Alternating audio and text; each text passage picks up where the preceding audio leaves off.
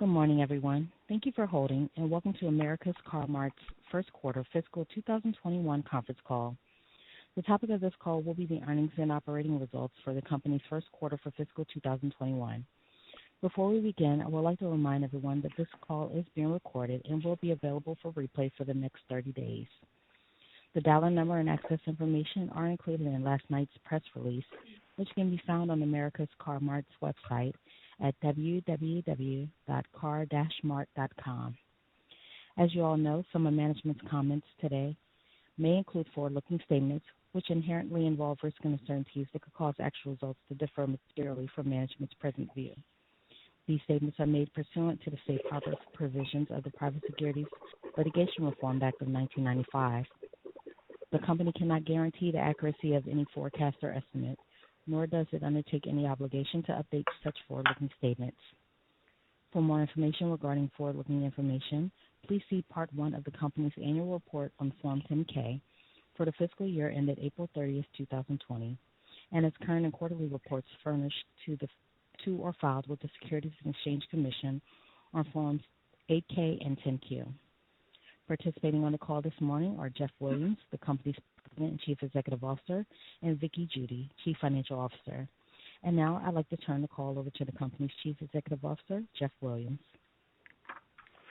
Good morning, and thank you for joining us, and thank you for your interest in America's Car-Mart. As we mentioned in our press release, we had another good, solid quarter, and we're very proud of our team and how we've responded during these trying times in our country. We will continue to do our part to build bridges and be a positive force in our communities. We have a unique business that starts with a desire best reflected by our vision statement to be America's best auto sales and finance company in the eyes of our associates and customers while improving the communities we serve. We have made and will continue to make significant investments in all of our associates to allow them to grow and participate in the opportunities we're creating as we expand our dealership and customer counts and build an infrastructure to support a much larger business. Day in and day out, we put in the hard work required to serve our customers at the highest levels. Our purpose has never been more clear, and our offering and how we conduct business has a direct positive effect on the quality of life in the communities we serve. We give customers peace of mind by standing with them when life's challenges happen, by keeping them on the road after the sale.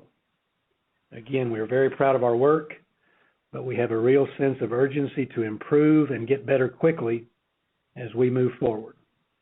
I will now turn it over to Vickie to go over the numbers. Vickie? Well, good morning. We had a strong quarter with a revenue increase of 9.3% up to $188 million. The increased revenues resulted from an 8.5% increase in sales. This was due to a 12.2% increase in the average sales price, partially offset by a 2.8% decrease in the retail units sold. Interest income increased by 15.2%, and same-store revenues were up 5.5%. Revenues from stores in the over 10 years of age category were up 5%.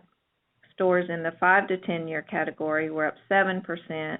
And revenues for stores in the less than 5 years of age category was up about 63% to about $18 million. Our first quarter sales volumes were impacted due to the reduced inventory levels, especially at the lower price points, and lower customer traffic, both as a result of the pandemic. At quarter end, 20 or 13% of our dealerships were from 0 to 5 years old, 41 or 27% were from 5 to 10 years old, and the remaining 89 were 10 years old or older. Our overall productivity was 27.4 units per month per lot compared to 29 for the prior year quarter. Our 10-year plus lots produced 29.6 units sold per month per lot for the quarter, compared to 31.6 for the prior year quarter. Lots in the 5 to 10 year category produced 24.6 compared to 26.2 for the prior year quarter, and lots less than 5 years of age had productivity of 23.3 compared to 20.2 for the first quarter of last year. Our down payment percentage was 7.6% compared to 6.5% for the prior year quarter, and collections as a percentage of average finance receivables were at 13% compared to 13.5% for the prior year quarter. An extension in the average contract term and slightly higher modifications were the primary drivers of the lower collection percentage. This was partially offset by improved collections on delinquent accounts. The average originating contract term was 32.4 months compared to 29.9 for the prior year quarter and up from 31.8 months sequentially. The average selling price was up $1,390 with only a 2.5-month increase in the term compared to the prior year first quarter. Our average monthly payment is approximately $430. Our weighted average contract term for the entire portfolio, including modifications, was 33.9 months compared to 32.1 for the prior year. The weighted average age of the portfolio was basically flat at approximately 9 months. Our interest income increased $3.3 million or 15.2% compared to the prior year quarter, primarily due to the $78.6 million increase in average finance receivables at a 14.2% increase. The weighted average interest rate for all finance receivables at the end of the quarter was approximately 16.4%, flat from the prior year quarter. Gross profit per retail unit sold increased by $693 to $5,579, up 14.2% compared to the prior year quarter. The gross profit percentage was 41.7% compared to 40.8% for the prior year quarter and up from the sequential quarter at 40.5%. The improvements in gross profit resulted from improved wholesale margins due to the strong demand and the low supply of the lower priced units, and also reduced expenses of the payment protection plan product. This was partially offset by the lower margin on the retail units. Increasing average selling prices result in lower gross margin percentages but higher gross margin dollars per unit, as our gross margin percentages are lower at a higher selling price. The mix of the type of vehicles sold was fairly consistent, with SUV sales increasing approximately 3% over the prior year quarter. Our inventory volumes are back up to pre-pandemic levels, and we've been able to take advantage of recent efforts by rental car companies to reduce their fleets, allowing us to acquire some newer model, lower mileage vehicles at affordable prices for our customers. This will continue to be a part of our procurement effort as we move forward. SG&A for the quarter was up $86,000 compared to the prior year quarter, but down as a percentage of sales to 17.7% compared to 19.1% for the prior year quarter. SG&A as a percentage of total revenue, less cost of sales and provision for credit losses, was 50.5% compared to 58.7% for the prior year quarter, excluding the reduction in the allowance for losses in Q1 of the prior year. This metric is important for our integrated sales and finance business, as a large part of our efforts are focused on keeping good customers and driving down credit losses. As a reaction to COVID-19, we did significantly reduce expenses, including part-time and hourly payroll, as well as other non-associate related expenses, and this continued through most of the first quarter. All associates are now back to normal working hours, and we're moving forward with the investments and initiatives that we were working on pre-pandemic. These initiatives include our revamped procurement efforts with preferred vendors, purchases from rental car companies, and reconditioning efforts. Our customer service efforts in the digital area and improved service contracts, along with the continued investments in the recruiting and training of our associates. All of this with the goal of great customer service and increasing the number of customers served at each dealership. We will continue to focus on efficiencies and cost control while continuing to invest for the long term. And the health and safety of our associates and customers continues to be a top priority as we adapt to the changing environment amidst the continued pandemic. For the current quarter, net charge-offs as a percentage of average finance receivables was 4.8%, down from 5.4% in the prior year first quarter. Our collection efforts returned to normal operating procedures during the first quarter while continuing safety measures related to COVID-19. We did see improvements in our delinquent accounts, and our accounts 30 days past due was at 2.6% compared to 3.8% in the prior year first quarter. The CARES Act enhanced unemployment benefits did contribute to this improvement, along with our efforts at working with our customers to keep them in the car and on the road. At the end of the fourth quarter, we did increase our allowance for credit losses by $11.7 million pre-tax to 26.5% related to the COVID and macroeconomic uncertainties. And although we have seen improvements in our portfolio in the current quarter, there continues to be much uncertainty caused by COVID-19 and its potential impact on our customers, collections, repossessions, and the overall economic environment as we move forward. The effective income tax rate was 23.4% for the first quarter of fiscal 21 compared to 21.8% for the prior year. Income tax expense did include an income tax benefit of $91,000 and $276,000 related to share-based compensation for the current quarter and the prior year quarter, respectively. We expect our base effective tax rate to be approximately 23.5% going forward prior to any excess tax benefits from stock option exercises. We continue to have strong cash flows and a solid balance sheet. At quarter end, our total debt was approximately $214 million, and we had $50.6 million in cash and over $26 million in additional availability under our revolving credit facilities. Our current debt, net of cash to finance receivables ratio, is 25.4% compared to 28% at this time last year. During the quarter, we added $22.2 million in finance receivables, funded $2.9 million in net capital expenditures, increased inventory by $19.8 million for a total of $44.9 million, with only a $7.7 million increase in debt net of cash. Thank you. Now I'll turn it back to Jeff. Okay, well, thank you, Vicki.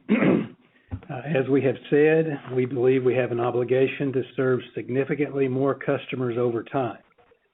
To position our company to do this, we will focus our efforts on investing in the recruiting, training, and retention of all of our associates, with special emphasis on the general manager position. We will continue to invest in our digital efforts aimed at improving efficiencies, reducing friction, and making seamless the overall customer experience. There are many touch points before, during, and after the sale of the vehicle, and many opportunities to give great customer service along the way. We will continue to look to improve and enhance our service contract offerings with longer terms, oil changes, roadside assistance, and other features that are very important to our customers and in line with our message to keep customers on the road. Additionally, we will continue to invest in the area of inventory procurement as we look for opportunities to leverage our size and improve the quality and the consistency of the vehicles we sell. We will continue to push for growth from our existing dealerships and believe that a large percentage can support 1,000 or more customers over time. This represents significant growth opportunities for us as we look forward. We opened our Cabot, Arkansas and Chattanooga, Tennessee locations during the quarter, and we have Edmond and Norman, Oklahoma locations in process. Additionally, we believe that more acquisition opportunities will be available to us, and we're open to looking in that direction also. We are excited about our future and look forward to continuing to improve our business in this dynamic environment. As always, thank you to our associates for giving 100% to each other, to our customers, and to making our communities better. We will now open it up for questions. Operator? At this time, the participants will now answer questions from the callers.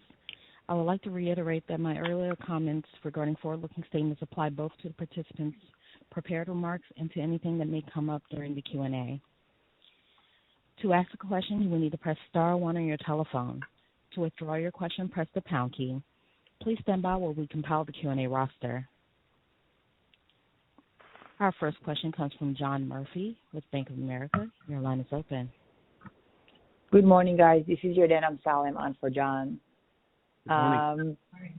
So we've seen good improvement across a number of credit metrics in the quarter, but unit sales were actually down a little bit. So I'm hoping you can give us some color on the health of your underlying consumer as it relates to both demand and credit performance, and maybe potentially the impact that you're seeing from the different government stimulus programs. The volume reduction was, we believe, mostly related to just inventory. We were a little short on inventory coming into the quarter, especially at the lower price points. There has certainly been a nice consumer demand, somewhat related to stimulus, and so we certainly feel like the consumers were looking for cars. We were just a little bit short. There was just a frenzy, if you will, for cars at that low price point, and so we were a little short with inventory and maybe missed a little volume at the lower price points during the quarter. The stimulus funds certainly helped on the credit side of things, but we also did a lot of things internally to improve our credit metrics. It's hard to know exactly how much of each resulted in the better results, but certainly the stimulus funds did have an effect on credit performance in the quarter.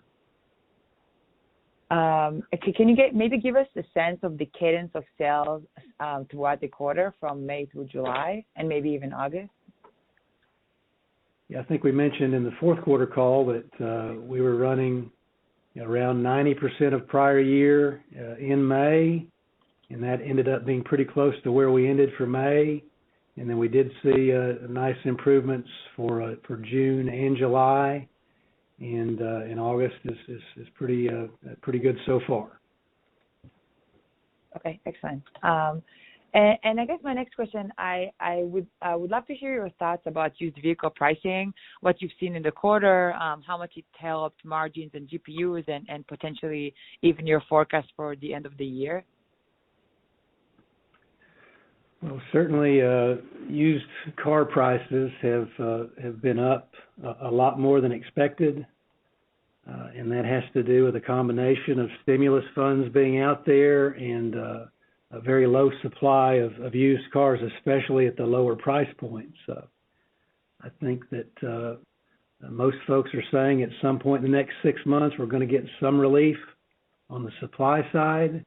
We're not sure that relief comes at the lower price points. We may have challenges there for an extended period of time, but we are also at the same time trying to sell a better car to a better customer, keep customers in our family longer. So we were on track to push up the quality of the car we're selling as we try to expand our market share and keep customers in the Car-Mart family longer. So we do expect a continuing increase in our average selling price, and some of that relates to the overall market in the short term at least being very strong and prices being up, and then maybe a little further down the road we do expect to see some price relief in terms of used car pricing, but that's going to be subject to some macro factors and repossession activity and cars coming off lease and auctions back flowing full speed. And so there's a lot going on with used car prices, but we do expect prices to continue to increase over the short term. Okay. Thank you so much. That was it from my end. Thank you. Thank you. Our next question comes from Vincent Caintic with Stephens. Your line is open. Hey, thanks. Good morning, everyone. First question and kind of broad overview question, but if you can give us an update on August trends so far and any differences from what you're seeing from the fiscal first quarter, and then if there's any sort of forward look you could provide for the rest of the year versus what we saw in the first quarter trends that you could provide for us. Thank you. Yeah, I would just say that August is as expected, pretty solid on collections and and demand on the sales side. As far as looking forward, there's just a lot of things that are unknown, pandemic related. And so we do expect, as we've mentioned several times, that we're going to increase market share. We're going to control the things that we can control. And so we're going to get some market share increases, but it's a little bit unknown about what happens with unemployment, further stimulus, and just general economic conditions.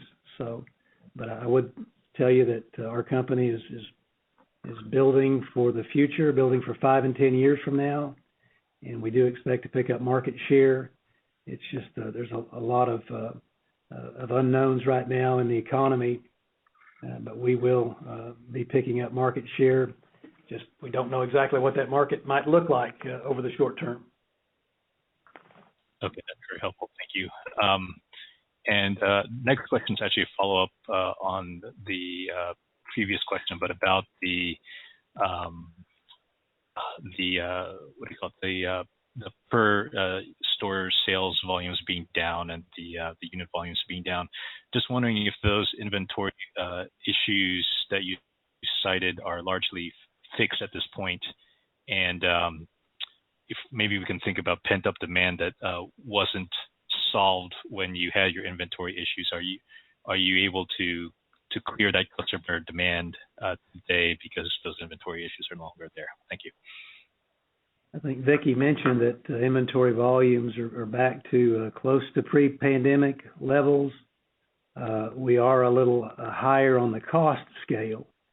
A lot of independent dealers buy a less expensive used product. So that, again, there's been a real frenzy for a lower priced used car for several months. And we chose as a company to not participate as fully in that frenzy, as it doesn't translate into a good value for a consumer.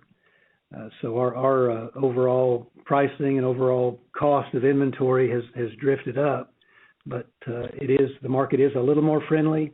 We are finding more cars and more cars at the lower price points, but there's still an excess demand for the low price point, and our inventory overall has drifted up a little bit, and we expect that to continue until prices are more rational at those lower price points as we go forward. We do expect that to happen at some point, but it may take a little time. Okay, that's helpful. And actually, maybe just to clarify on that, so your average sales price this quarter was really, it was strong year over year, 13% growth. Is that something we should be, with the inventory being maybe cleared a little bit, is that something we should continue to expect in future quarters, or is it still, should we still be expecting high average sales prices? I would say we're expecting quarter-on-quarter increases as we move forward. We've been drifting up for several quarters in a row, but with the supply issues on used cars and the shortage of cars at the lower ends, we do expect some continuing price increases quarter-on-quarter as we look forward until we get a little more clarity on the overall market and things return to more normal in the flow of used cars. Okay, thanks very much. I'll get back in the queue. Thank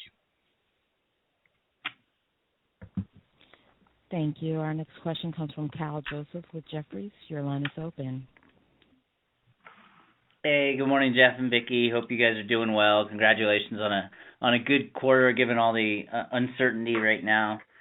I wanted to talk a little bit about lending competition out there. We've heard anecdotally that a lot of lenders have been tightening. Have you guys seen any evidence of this on your side?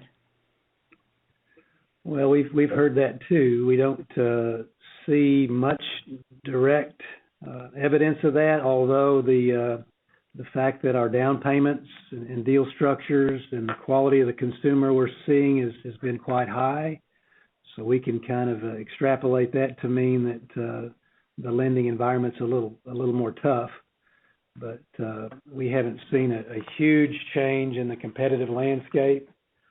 At this point, we do expect that to happen over time, and believe we're positioning ourselves again to pick up some significant market share if credit constricts in a big way in our markets. Got it. And then on the other competitive side, kind of some of the more mom and pop dealers you guys compete with, I would guess they're seeing similar difficulty sourcing inventory as well. But are there any opportunities for additional acquisitions there? How would you say other dealers are doing? Yeah, good point. They are certainly having a difficult time finding the less expensive cars. And as far as acquisitions, we do feel there's a number of companies out there that would like to be part of the Car-Mart family. And so we feel like that the acquisition we did earlier or later in last year, that acquisitions like that are going to be a part of our growth plan.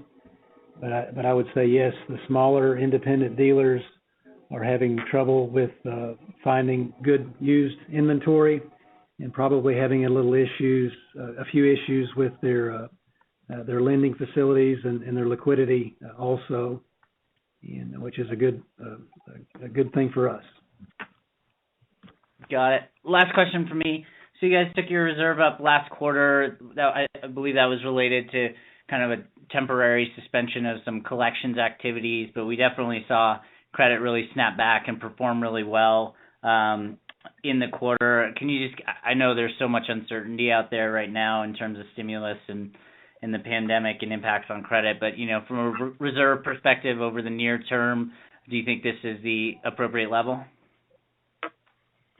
Yeah, as you know, Kyle, we review that in depth every quarter, and certainly our portfolio, is looking a lot better with delinquencies better. But, especially with adopting CECL and taking into impact all of the macroeconomic factors that are out there right now and the uncertainty, the higher unemployment, we decided to leave it at that higher level until there's a little more clarity, and then we'll readdress that every quarter. But we certainly feel good about our portfolio. Got it. Well, congrats again. Thanks very much for taking my questions. Thank you. Thank you. Our next question comes from John Rowan with Janney. Your line is open. Good morning, guys. Morning. A little surprised to see the jump in duration quite so sharply. Is that a competitive issue, or is that just a function of trying to move, an investment, or if you will, just a higher price inventory level at a lower monthly payment? Yeah, some of that we've been talking for a while about keeping customers in the Car-Mart family longer term. We, over time, had let them kind of graduate beyond us. And when we look at the total cost of ownership and the deal they're getting down the street, we realize that there's no reason at all for us to lose these customers, but they do require a newer car with a higher sales price and a longer term. And but this has been something we've been working into our models for quite some time. But the increase in used car pricing overall certainly has an effect on our retail pricing too. As we price, the retail price is set based on the cost of the car. So as used prices go up, our sales prices go up accordingly. As far as the term, I think the sales price was up $1,400, and we're only up 2.5 months, which is actually a relative decrease in prices based on the sales price of the car. So we're doing our best to keep that term down, but as we improve our procurement processes, working with preferred vendors and rental car companies and recon, we have more confidence in our cars, and as a result, are very confident in adding a few months to the term would be a big positive for us from a consumer standpoint, the credit performance standpoint, and a market share standpoint as we go forward. Does that confidence come from the ability to, or the lower maintenance that will go into these vehicles over time? That is certainly part of it. The less mechanical issues you have with a car, the better your credit performance, and the more time our dealership personnel have to sell cars and service accounts and give customers great customer experience. Okay, and then just lastly, I mean, this is the first quarter I've seen where the share count went up. Can you remind me what the status of the buyback program is, and whether or not you would look for additional liquidity in order to continue repurchasing stock? Thank you. Yeah, we're just the buyback program is still in place. We're still out considered to be an opportunistic buyer. There's so many unknowns in the world right now, and we have what we believe to be so many opportunities to grow our base business, and our returns on growing the base business have historically been higher than our returns on the share repurchases. So we're just going to let things go a little bit here, try to get a better feel for what's going on with the macroeconomic environment, and also making sure that we're investing where we need to invest right now, so that we're not only relevant but continue to be a leader in 5 and 10 years from now. There's a lot of places where we need to focus some significant investments, and again, that's in the digital side, making our customer experience seamless, our customer care group here, our service contract expansions, the better quality of the car, the procurement efforts we're in. All of this is going to take investments now in growing our base business is our primary focus. And until we get a little more clarity on what's going on in the world, what's going on with the consumer, we're gonna be a little conservative on the share repurchases. Okay, thank you. Thank you. Thank you. Once again, ladies and gentlemen, if you wish to ask a question at this time, please press star then one on your touchtone telephone. We have a follow-up question from Vincent Caintic with Stephens. Your line is open. Hey, thanks for the follow-up. Just two more. So one, so SG&A expenses were flat year over year, even though your revenues were up really strongly, up 9% year over year. Vicki, I remember you were talking about that employees are now fully employed after, I think, most of the quarter they were not employed. Just sort of wondering what sort of expense level should we expect going forward, because you had really strong expenses this quarter. Is that sustainable, or should we kind of expect expenses now to be growing alongside your revenue growth? Yeah, I think you should expect the growth in the SG&A like you were seeing prior to the pandemic. As Jeff mentioned, we feel like we've got a lot of opportunities here, and we know we've got some areas that we need to invest in order to support a larger business. So I think if you look at the cadence of the SG&A kind of pre-pandemic, this quarter was a little bit unique here. But as always, any investments we're making in SG&A are expected to be leveraged over time. It's just a little difficult on a quarter-to-quarter basis to always get that exactly right, good or bad. It's tough to get that exactly right, especially during a pandemic with some cost cutting in place. But the investments that we're making and will continue to make are expected to provide some SG&A leveraging over time. Yeah, that's helpful. And last question, it's kind of a follow-up from Kyle's questioning earlier, but on the competitive front, but sort of wondering if you could talk about the taking share opportunities that you highlighted over time. So helpful color on kind of the independent used car dealer and the mom and pops, and maybe some struggles there, and also what we're hearing on some of the financing sides, like you saw the news about Wells Fargo pulling away from independent financing. And so I'm kind of wondering if you talk about the opportunity to take share. And I think you also highlighted that maybe some of these folks might be interested in joining the Car-Mart family.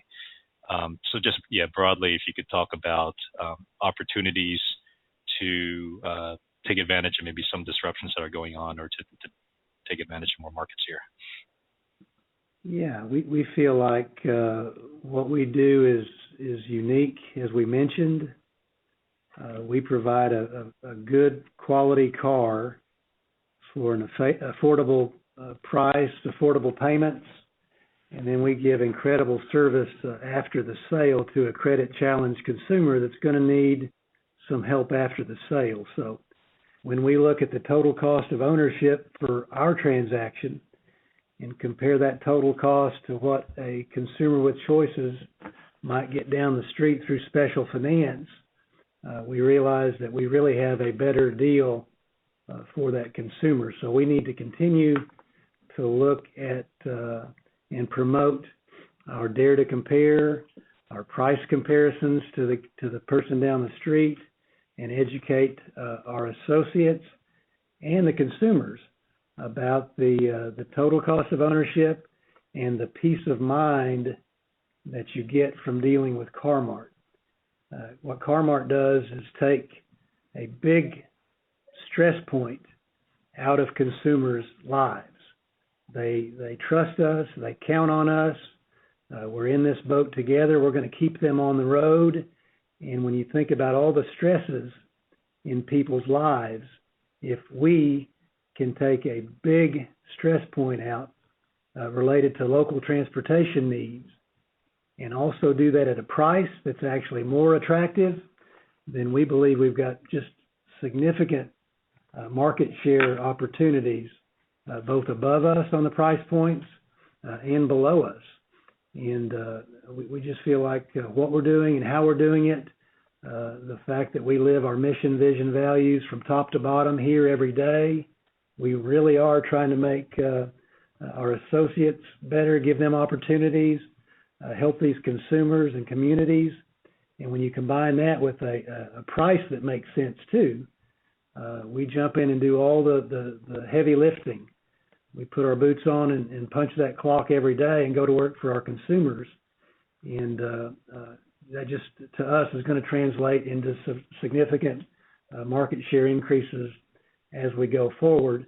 And then, on the acquisition side, we know that there are a lot of good independent buy here, pay here dealers that have been doing it a while, might be looking for an exit strategy, or looking to team up with someone at some point in their journey. So we're open and active, and believe that there are some good players out there that would love to join our team and expand our geography. And as we said, we have an obligation to grow the customer count, and we take that obligation very seriously.